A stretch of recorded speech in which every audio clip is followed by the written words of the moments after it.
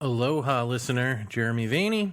A little note right up front on this entire season, and especially this episode, which hasn't begun yet. This is a preamble, right? Like there hasn't even been a little jingle yet, but there will be. Just wait till I stop rambling. I just wanted to let you know that this episode is on violence, and I recorded this episode, the next episode, and a third episode on Kundalini energy whenever that falls in the lineup of shows this season, prior to the insurrection on the Capitol building. So if you're wondering why in this episode I'm talking about violence and I sound so subdued and I don't mention the insurrection and I take it from a completely different angle, or even next week when I talk to hypnotist James Hazelrig about QAnon, why it never comes up, that's why.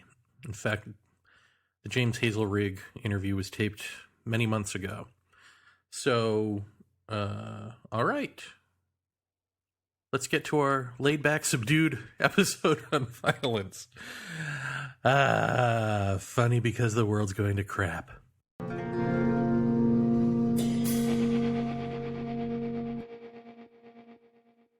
Aloha, everybody. Welcome to Season 6 of Our Undoing Radio. I really wanted to get to the season a lot earlier, but unfortunately, life took turns. I ended up relaunching the Experience podcast, which I believe is sort of coming to the end of its second run, and I ended up releasing not one but two books. The first is called I Am to Tell You This, and I Am to Tell You It Is Fiction, and the second, which is a children's picture book, is actually contained in the first, but it was so good, the artwork from John Randall was so good, I just thought, well, this needs to be its own children's picture book, and that is called The Story of Toe. And I'm not certain, definitely I Am to Tell You This and I Am to Tell You It Is Fiction is not completely compatible with what we're doing here. But The Story of Toe is, and I'm thinking about reading it as a YouTube sort of short film and putting that on ourundoing.com, the children's book, as a leaping off point for a new section of the website. That would be for members only. Although I'm flirting with the idea of getting rid of membership entirely, so that hangs in the balance. I don't know.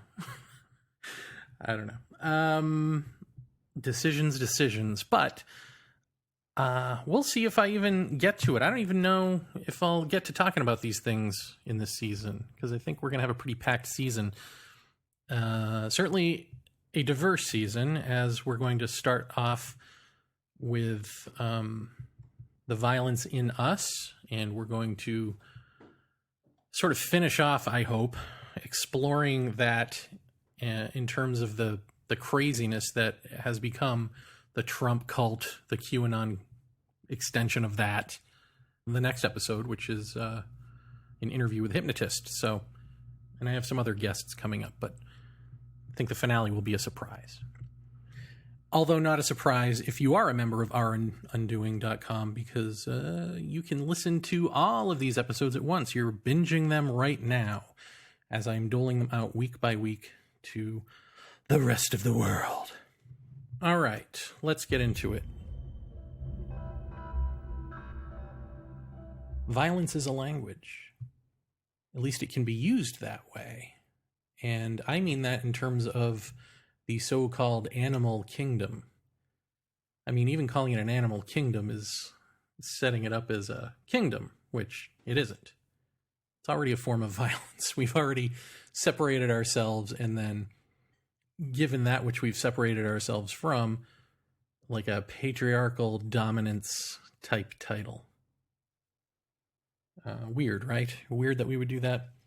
As I'm talking to you now, it is a few days after Christmas, and there was a bombing in Tennessee.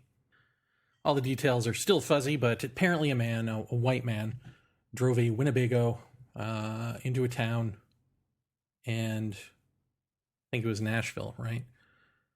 Anyway, into a part of the town, had a warning on a loudspeaker system telling people to evacuate because this thing was going to blow up, had a countdown clock going with it, had the song Downtown playing, and I guess he shot a gun, or assuming he's working alone, shot a gun several times to wake people up. It was like 5 a.m. And then the bomb, so it counted down to, your 15 minutes are up, you better have evacuated, and then like 15 minutes later the bomb went off, meaning 15 minutes after the countdown had ended, so a half hour later. All of that is terrorism, and you could argue that the lapse in time between the countdown clock and the bomb going off was to give people a sense of false security where they would come back into their homes and then boom, go off. That's not necessarily the case, but it could certainly be read that way, but it's not being read that way by and large by the media. All of the media coverage, such as it is, it's just now, days later, becoming a story, which is odd, right? Christmas Day bombing like this sounds like something out of a Batman comic. It sounds horrifying. And yet, here we are, days later, it's just now becoming a national story, and they're, of course, not calling it terrorism. In fact, I watched one law enforcement officer say, we won't use the T word. We don't want to call it the T word because it doesn't quite fit that. And another one, of course, white male, older law enforcement agent talking about, or former law enforcement agent, I don't remember which, but talking about how, it's the typical thing that we do in this country when white people attack. It's, let's look into the background. This guy was a loner. This was a one-off. This isn't part of any, maybe he was a 5G conspiracy crackpot, is what they said. He was certain, and I don't know why, probably because he's white, he was certain that this bomber, that we'd find out what his motives are, because surely he would have mailed a letter to the proper authorities. It's just we had to wait until Monday, which is today, actually, when I'm recording this, for the letter to reach, either the law enforcement or the newspapers or somebody. But surely he would have wanted people to know why he did this and would have mailed it off to the proper place. And it's just a matter of time before... Of course, good luck with the mail, because the mail system's completely screwed up since Trump tried to steal the election by screwing up the mail system. So, and some of you hear that and you go, well, wait, I thought the Democrats were stealing the election. No. If Trump honestly believes the election was stolen, it's because he tried to steal it and somebody one-upped him, namely the voting public. I digress.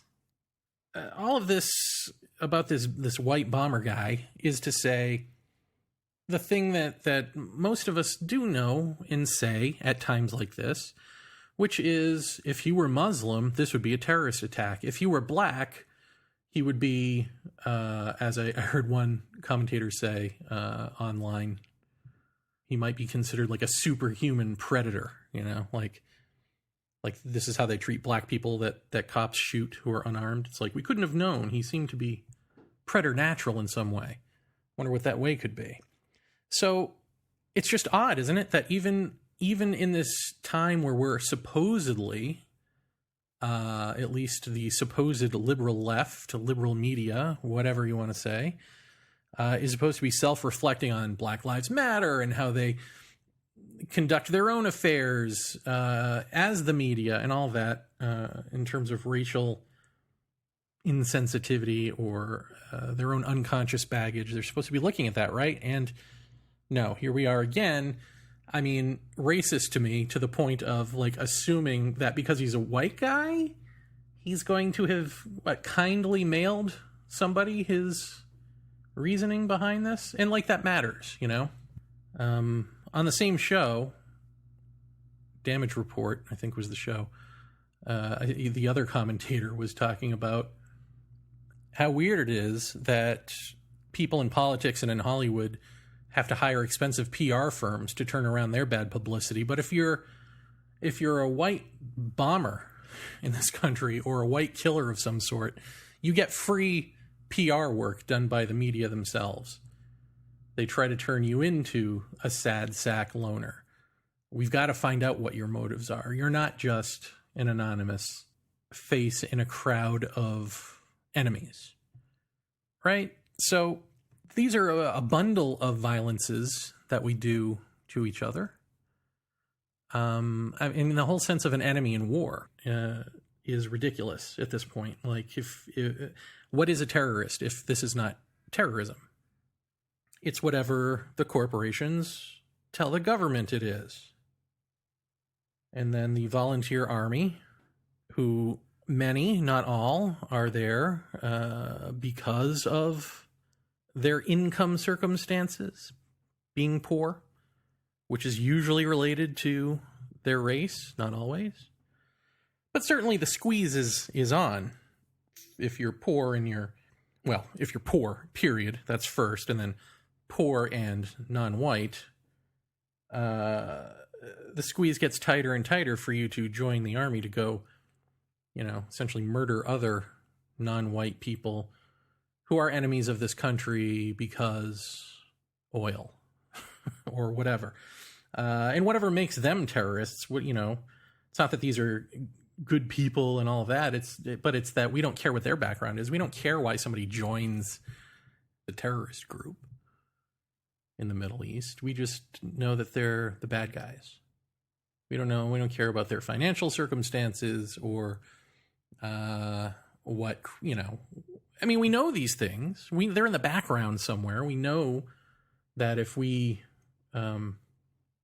for instance, do a drone strike against a wedding, that some kid, an innocent wedding by accident and never even cop to it, let alone stop doing that some kid is bound to grow up angry enough at this country or whatever country to join a militant organization, and be slightly crazy and all of that. We know what goes into our own madness, and it is us through and through.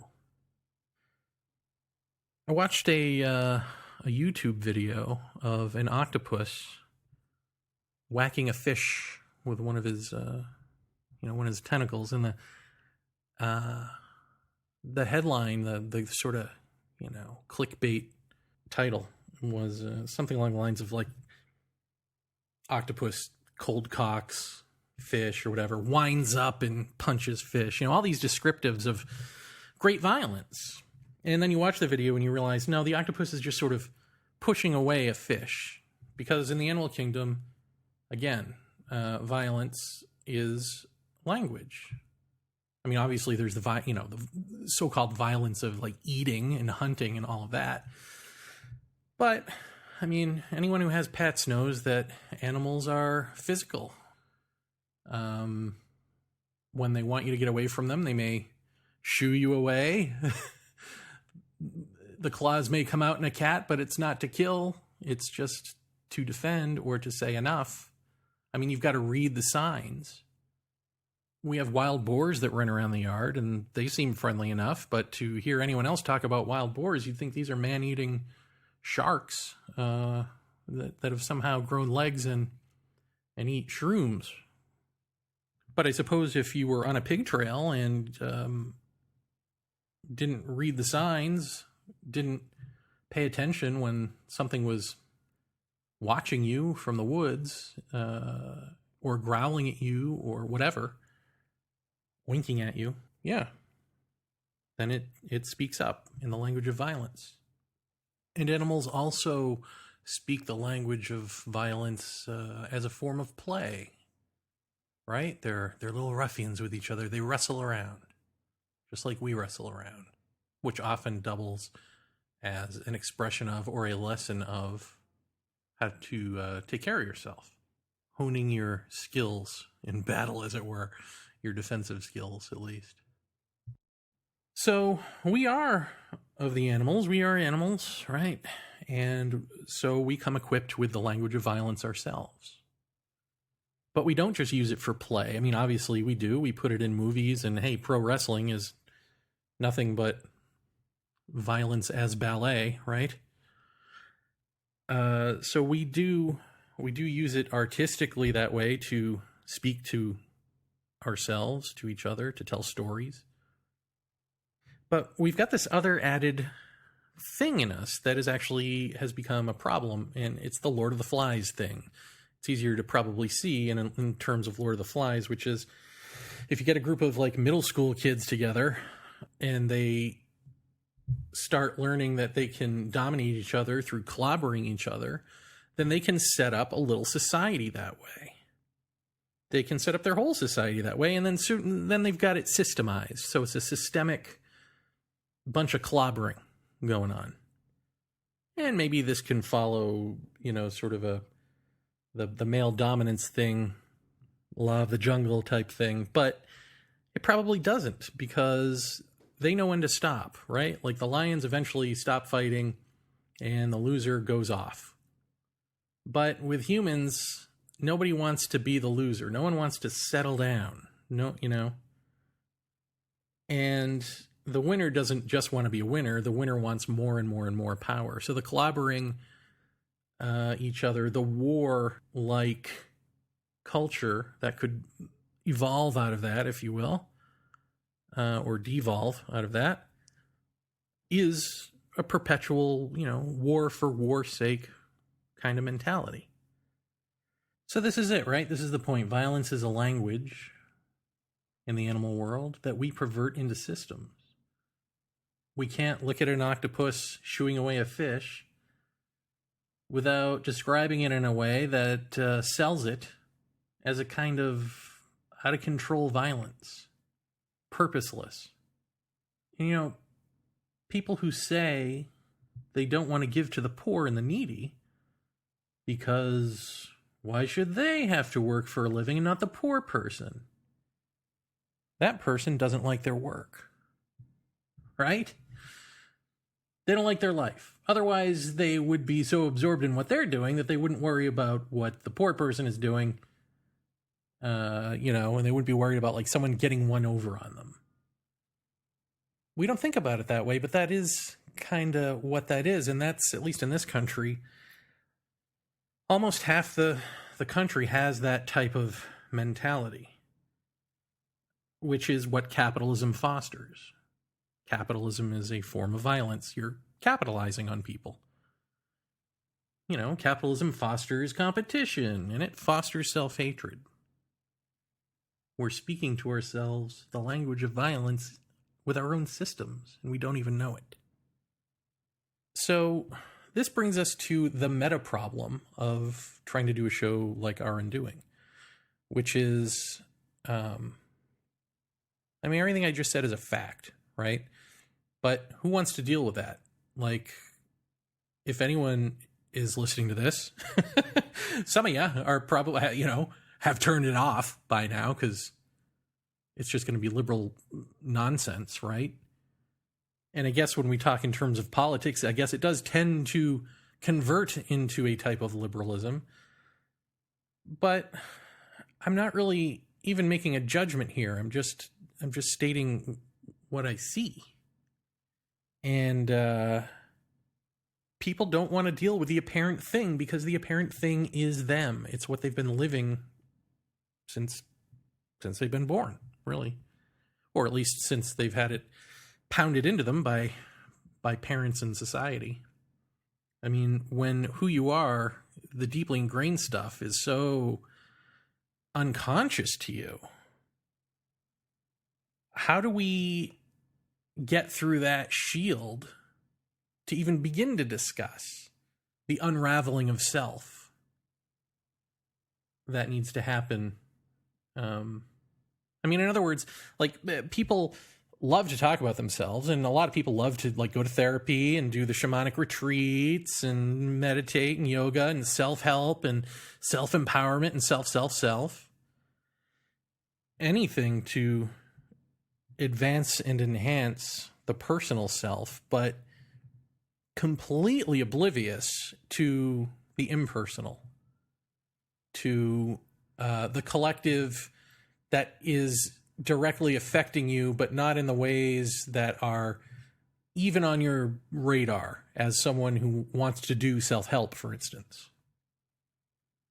Like, do we need to tackle some of those issues, which are political in nature, which are about the system, to even get at the self in any meaningful way? Because I know a lot of people who work on themselves, but they're still jerks. There are lots of people who are in tune with nature and all of that, or at least that's what they claim. But their other mental baggage has brought them to QAnon, right? So even though they claim that they never paid attention to politics, it didn't affect their lives, somehow through the magic of being home too much because of a pandemic and going online, they got sucked into a bunch of nonsensical answers, a bunch of irrational, demonstrably false answers to, you know, what is oppressing them in this life, or who is oppressing them. Because it can't just be that there's a disease. It's got to be something bigger. And they fell for it, even though it's like it is coming out of, you know, Steve Bannon and right-wing think tanks and stuff like this. I mean, QAnon isn't just something that happens in a vacuum. It's not something that happens from a neutral person just trying to pull a prank or something. No, this was evolved in the lab for your consumption. And for some reason it worked. And for some reason these people were pretty confident that it would work. People who sell you this crap know you better than you know yourself. And now you think you know something about the world. You think you've got a secret. You're in. You're just violent.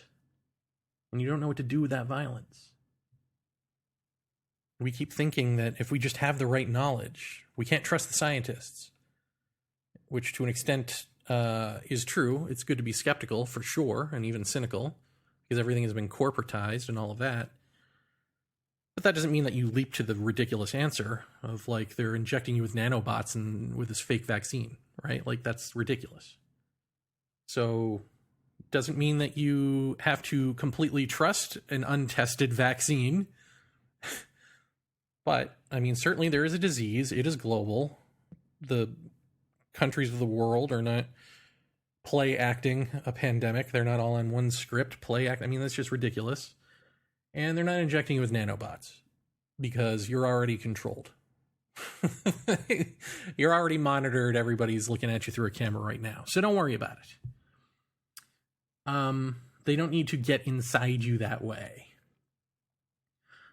So what is this about? I mean, in one sense, it is about the power, what we believe is the power of knowledge, right? We believe that if we just know who the bad guys are and what they're up to, we'll have one up on them. They can't hurt us if we know about them. But it doesn't actually matter what we know about them. Apparently, you could just, like a Mad Lib, fill in the blank with that, and it will suffice. As long as it appeals to you, good enough. Doesn't matter if it's a real answer or not. You just want to feel empowered. We think we know better, but knowledge doesn't know better. Truth does. Knowledge only knows how to regurgitate itself. We can't even come to know things without our own prejudices, our own cultural filters, our own systemic filters, our own violence. We can't know anything without a hint of violence lingering in the background.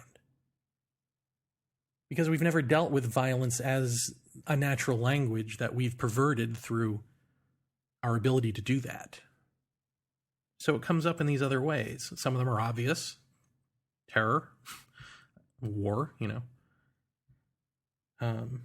But some of them are like, there was a BBC news bit about some deep sea creatures that are just newly discovered by science. And so they do this segment on these sea creatures and how fragile they are. And now that we know that they're there, what can we do to protect them? And you're seeing, you know, these long mechanical arms with cameras and, claws to uproot them, I assume, and whatever. Basically our own pollution down in the deep sea to protect, to discover, and then protect these deep sea creatures from what? From us. But we're not really going to protect them from us because we're not going to stop the systemic stuff, the systemic comforts, the being able to just throw things away, pollute, chuck them to the ground, chuck them into the sea. We're not going to stop any of that, oil spills and all of that. So we're not going to protect them from us, which is the only thing they need to be protected from. Our very being there and putting an eye to them and having, quote unquote, discovered them in the first place is the first step toward their demise. So even our scientists, with their best intentions of just looking at something and discovering it and then wanting to protect it, it's like a 3-year-old holding a bird, crushes it, doesn't know how to hold a bird, doesn't know how to hold an insect, doesn't know how to pet a puppy.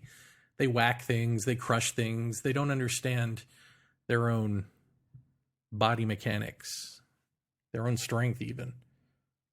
And that's us, except unlike a child, we're not innocent in this. We're actively repressing to be what we are. Separate, falsely autonomous beings. Living from knowledge and not truth. Calling it truths. My truth, your truth, relativity.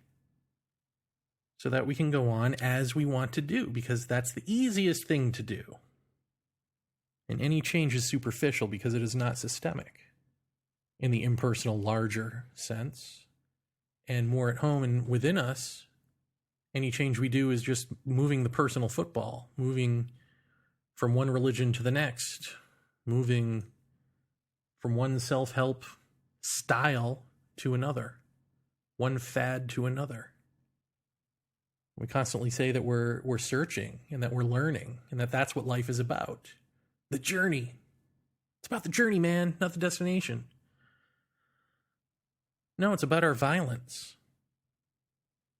And we are, as they say, at the tipping point, right? We can't sustain ourselves like this anymore. We're out of balance. We're violent. This is the core of us, and it is the core problem. And it doesn't need to be this way. But to not be this way literally means you can't exist. You, the violent entity.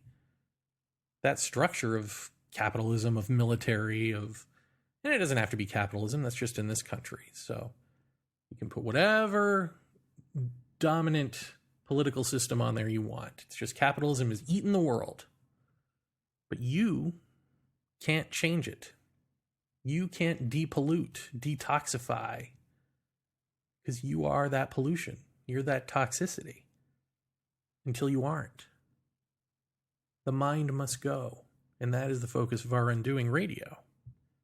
And our Undoing.com is just showing you this over and over in different ways until something in the body, the brain, the heart, whatever, gets it so deeply that this violence, this out of whack being in the world, this mind, is evaporated by the body. The body stops projecting it. The body stops moving through life through the false autonomy of a knowledge-based self. And in that moment, in that timeless moment, spaceless space, there be truth, if there be anything at all. And that and that alone is true peace.